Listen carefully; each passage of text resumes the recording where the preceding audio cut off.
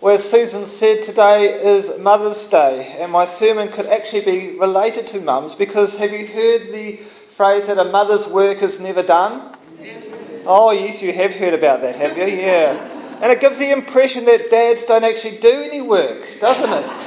But dads do work, it's just they don't make a big fuss about it. I mean, they clean most of the kitchen and they pick up almost all the clothes in the bathroom. And when they vacuum, if they're allowed to vacuum, they cover a large percentage of the floor. Don't they? Just maybe not to a mother's level, that's all. And it almost gives the impression that mothers never take a break. But when the kids are asleep, late at night, it's time for a break then.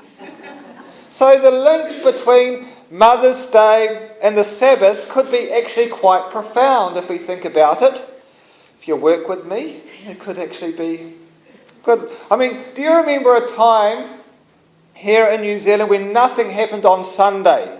There was no sport, no shopping, there was absolutely no lawnmowers being heard, were there? It would be a shame. TV didn't even come on till later on in the afternoon. It was a day of rest, and for some people it was utter boredom. They had to go around and visit relations or something and talk. They go to their happy place. Or they would go for the famous Sunday drive. Going nowhere, just wanting to pass the day. Now, you all know about that. Even I sort of know about that. Other people sort of just snoozed. It is for some people the good old days. For the generation today, if we did that, it would probably drive them insane. You know how they get when there's a holiday and they all have to flock to the supermarkets the day before, thinking they're not going to make it? And the government would proclaim loudly that the economic result of having a Sabbath like we did a few decades ago would be absolute disaster. It would destroy the economy. But what happened a few decades ago is nothing compared to what happened in Jesus' time. There were very strict rules and regulations on how far you could walk, what you could do in preparation for your meals and things, and your livestock and all sorts of things. And the Sabbath was actually a really important aspect of the Jewish faith. It was almost a point of difference from other nations and other religions. And it was something that was ordained by God himself. It was something that connected Israel right back to creation. On the seventh day, God rested. And so in our gospel reading this morning, we see two events associated with the Sabbath. First of all, the disciples picking some wheat, and then a man's hand being healed. And both these stories are used to illustrate something about that's important for the writer, to the reader. So what do you think the message is that the writer was trying to get across to us? Was it something like the hardness of the human heart with the Pharisees? Is that what the writer was trying to say? Was it the issue with legality, what you can and can't do? Because law for some people is very important. You don't cross some lines with some people. Or is it about the freedom of Christ? Or is it something else altogether? Or is it a mixture of everything? There you go, you're nice and confused now, aren't you? I'll keep going. The authorities didn't like what Jesus was doing in regards to the Sabbath because it was undermining the very fabric of what they knew was utterly important to their faith. On the Sabbath, one rested. Period. And we would be exactly the same if someone came along here and started to undermine the very fabric of what we believed was important. I mean, look at our argument within the Anglican Church at the moment with human sexuality.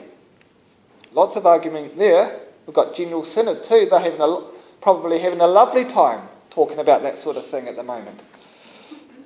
But what is the writer here trying to tell us?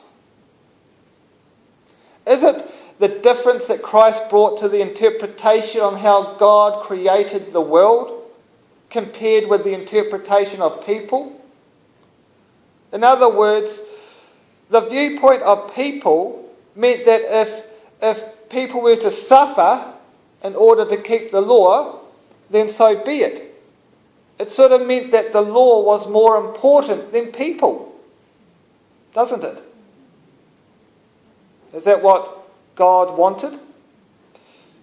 And we see in the stories, whenever we look at the Bible passage, it's really good to see what comes before and what comes after. It gives us a context when we read the passage. So the stories that come before this passage shows the teachers of religious law, these symbols of human religion, in some sense, having real issues with Jesus. First, Jesus forgave sins when he healed a man. Well, only God can forgive sins, not anyone else.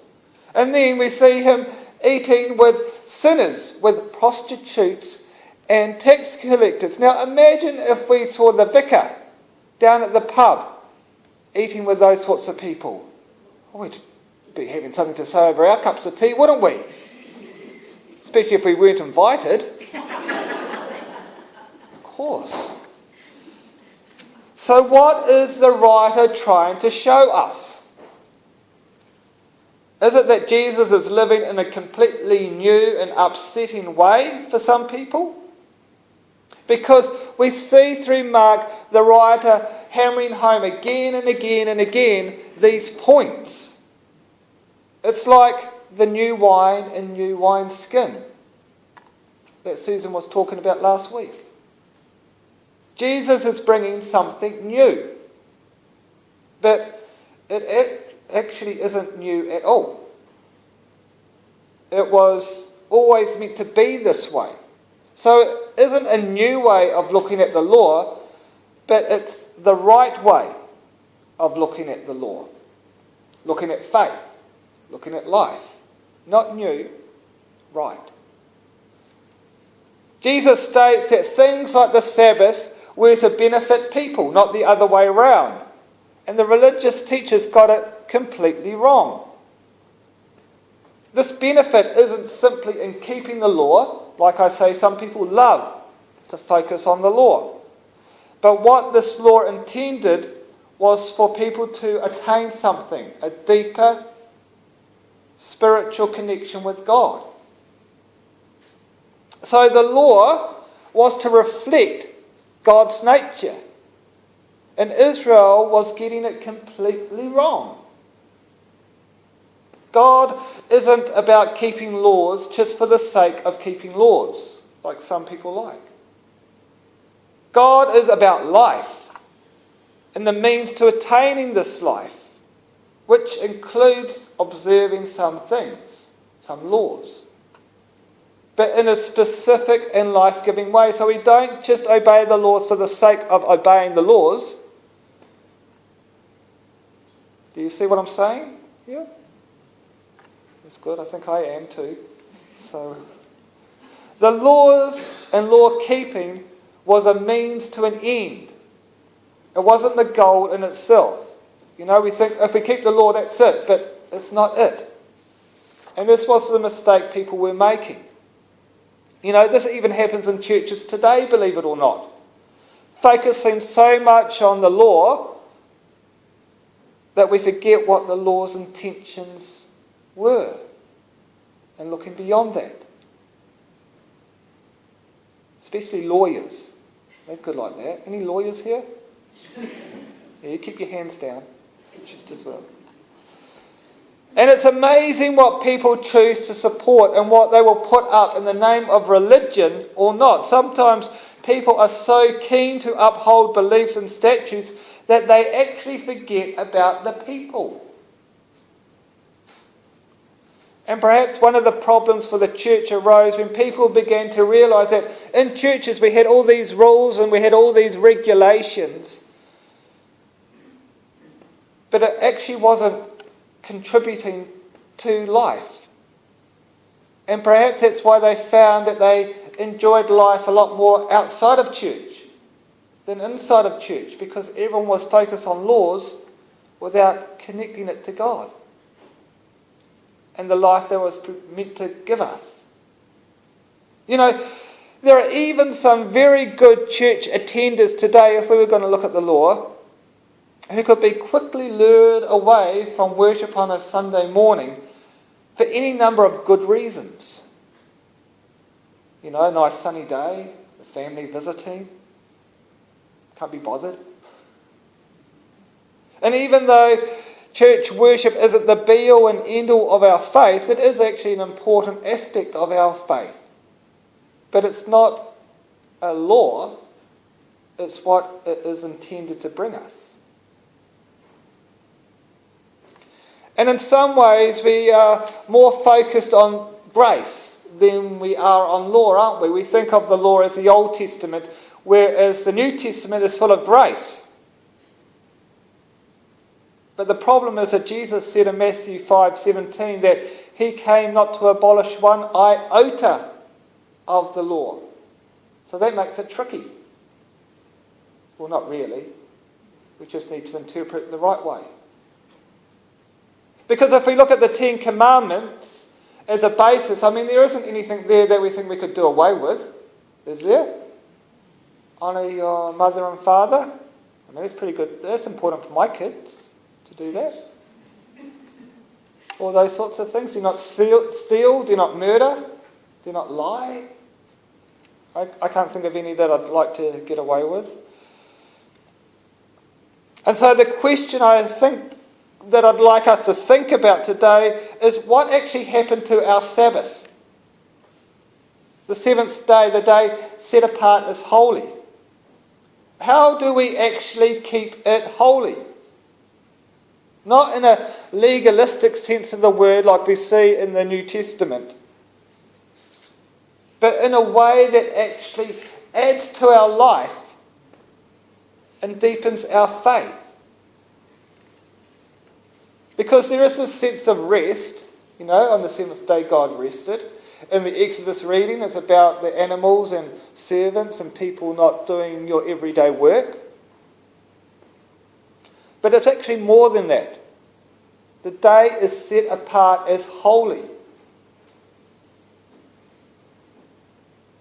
So how do we make this day holy? Because this is so important to understand, isn't it? Because isn't this a fundamental aspect of our faith, of our relationship with God? And if we get this wrong, isn't there every likelihood that it would affect our faith in some way or another? How do we keep the Sabbath holy? Because the Sabbath isn't just about resting. It isn't even just about coming to church on Sundays or whatever day. It isn't just about a break from the usual everyday things that we do. It is so much more. It is holy. In fact, I would say that the Sabbath is a tremendously significant aspect of our faith, and the power it has to empower our faith is vital. And I wonder if the church has actually overlooked this. We see it as a bit of a holiday. We get church out of the way and then we can get on and do what we want to do on Sunday. Do you remember a time when you were in love? Might be recently. Or, first love. And that person that you loved went away maybe for a week or a month or so. And you had that anticipation of them coming back and you got excited. And you couldn't stop smiling when they're going to come in. And then the day came and you met them again and how it just filled your heart and you were so happy. Do you remember those? It's not too long ago, probably. No, hopefully not. Or your family, when your family coming to visit, those sorts of things. There's this sense of joy and delight, isn't there, when you're reunited with those people you love. And I wonder if the Sabbath is a little bit like that, because we take time out from the everyday to be with God. But the problem is that God seems to be around all the time, so we don't really miss God as such.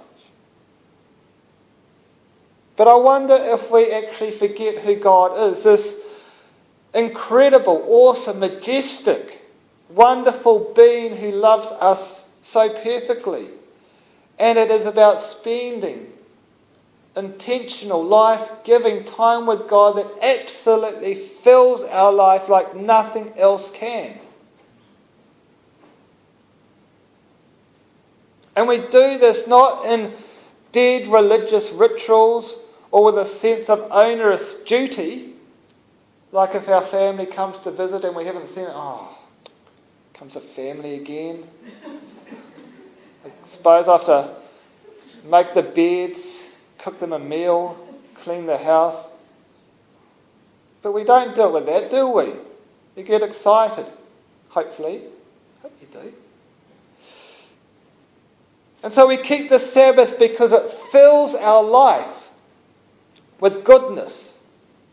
Just like being with the people you love is something that you want to do. So how we keep the Sabbath holy is an incredibly important question to ask ourselves. And I'm not going to actually say this is how you keep the Sabbath holy, because you'll put it down in your little law books, won't you? I know you. But there's things that we can do, like coming to church should help. You know, listening to a good sermon. Next week, probably. We take a break from the worldly things that occupy our days. We take time to ponder and reflect. We enjoy the good things of this life, this short life that we have to live. The reality is that we live in a world that is absolutely hostile to God. And whether we like it or not, over time, the world affects us. And we absolutely need to return to God in order to get it right, to see what's important in life. The Bible tells us that it is so important that it is one day in 7 that we need to do this. Because it's so easy to drift away, to get caught up with other things that we think are so important, and we lose the plot, so to speak. So perhaps one of the greatest things facing the Western church today is that we don't actually keep a Sabbath as God requires us. You know, we do the church thing and then we go off and do what we want to do.